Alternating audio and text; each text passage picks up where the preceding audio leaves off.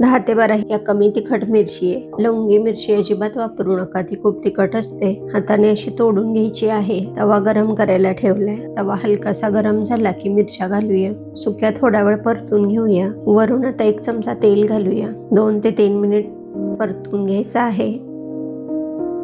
अर्धा चमचा जिरे घालूया. 10 ते 12 लसूण पाकळ्या घेतल्या त्या घालूया. कोथिंबीर घालायची आहे आणि थोडेसे भाजलेले शेंगदाणे घालते. मी इथे शेंगदाणे भाजून घेतलेत. तर तुम्ही कच्चे शेंगदाणे घालणार असाल तर तव्यावर थोडा वेळ जास्त भाजून घ्या, म्हणजे ते खमंग होतील. 3 ते 4 मिनिट व्यवस्थित आपल्याला मिरची चांगली भाजून घ्यायची आहे. मिरची व्यवस्थित भाजणं खूप गरजेचं आहे, म्हणजे ती बाधत नाही. तुम्ही पाहू शकता मिरची लसूण छानसं भाजलं गेलेलं आहे. आता आपण काढून घेऊया. मी इथे खलबत्त्यामध्ये वाटणार आहे म्हणून लगेच वाटायला घेणार आहे. मीठ घाला.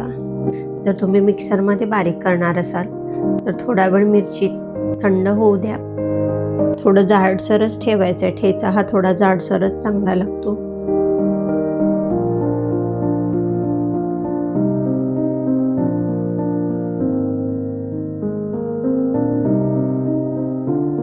तुम्ही टेक्स्चर पाहू शकता.